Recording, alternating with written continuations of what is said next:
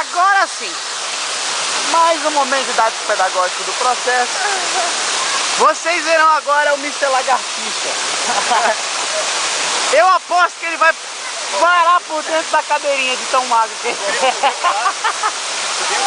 Ele vai sair pelo buraco da perna. Ele vai sair pelo buraco da perna. Hulk anabolizante.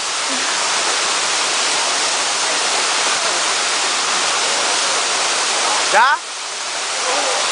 Pô, eu tô segurando essa porra aqui, tem mais de 30 segundos já. Tá enrolando a corda. Ih, vai demorar a enrolar a corda naquela cintura ali. Vai dar umas 42 voltas. Vai dar umas 46 voltas. Dá pra contar junto pra ele ouvir. Canta alto assim. Será que ouve não, né? Hã? Dá pra ouvir não lá de cima, né? Eu acho que é melhor ouvir sem dar. Mas vai de cada um, né? O importante é que dá na né? Como é? Vai.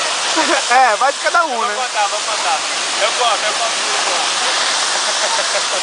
Olha lá, tá pegando mais ar, eu falei assim, ó, vai por aqui, sai correndo, se abosta naquela pedra ali, vai dar tudo certo. É sussa. É sussa. Vem! Um dólar assim. 1, 2, 3. Vai, filhão! Vou contar junto.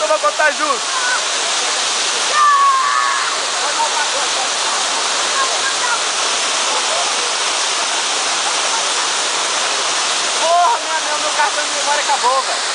Pois o meu continua a filmar. Me dá sua...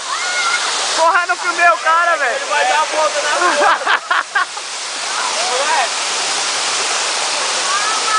Agora desce daí, viado. Agora desce. Eu quero ver.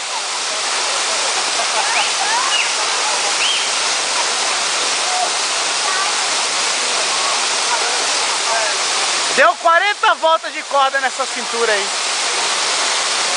Agora é a hora, velho. Eu sinto que é agora. Eu tô Você sentindo. acha que acabou, né? É aquela hora que você olha, eu vou parar de filmar agora. Não, agora é que vai acontecer. Agora é contrário dos bastidores. Vai, eu tô sentindo que é agora que ele se abosta.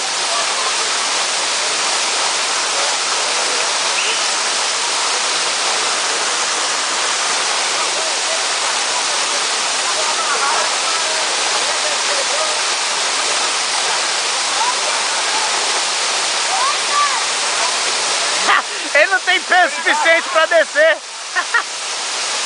Segura embaixo. Aí. Falta peso. Ele não tem peso pra descer. Segura na corda pra travar.